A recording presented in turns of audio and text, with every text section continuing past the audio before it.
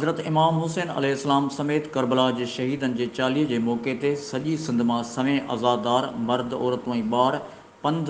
मशी वसीले हैदराबाद में कदमगाह मौलालीअ ते पहुची रहा आहिनि। हर तरफ़ या हुसैन सलामे या हुसैन सलामे या हुसैन जूं सदाऊं आहिनि। करबला के शहीदन के चालीहे के सिलसिले में हर साल जियां हिन साल भी 20 सफ़र ते सॼी दुनिया जियां हैदराबाद शहर के मुख़्तलिफ़ इलाक़नि में मजलिसूं आज़ादारियूं ऐं मातमी पिड़ बरामद। करबला के शहीदन के चालीहे ते कदमगाह मौलालीअ तां अंजुमन इमामिया पारां चहलम जो मरकज़ी जुलूस, दरगाह अशरफ अली शाह बुखारी, पके किले तां एलिकाट जो पिड़, अलहदा चंड ॻोठ मां जमायतुनि जो पिड़, स्टेशन रोड छोटी घिटीअ वटां मरहूम याकूब कासाई जो पिड़, old power house Tando Mir Mahmood मां एजाज अली काका वकास अली ऐं माशूक अलीअ जा मातमी पिड़,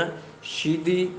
पाड़े मां कारी मोरी वटां कादर बख्श सोलंकीअ जो पिड़, कच्छी पाड़ो चांडिया भट्टी ॻोठ रोड फुलेलीअ वटां कच्छिन जो पिड़, टंडो जहानिया सिविल लाइन मां अंजुमन सफ़ीना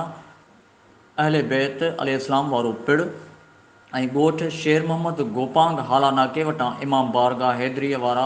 मातमी पिड़ बरामद। जॾहिं त सॼी सिंध मां सवें आज़ादार मर्द औरतूं ऐं ॿार पहिरें पंध अलम पाक हथनि में खणी सलामे या हुसैन जे सदाउनि सां हैदराबाद में कदमगाह मौलालीअ ते पहुची रहिया आहिनि।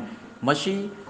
पंध ईंदड़नि जे लाइ हैदराबाद जे समूरनि रोडनि ते सबीलूं क़ाइमु कयूं वयूं आहिनि। ग़ुलाम हुसैन ख़ासकिली, इबरत न्यूज़, हैदराबाद।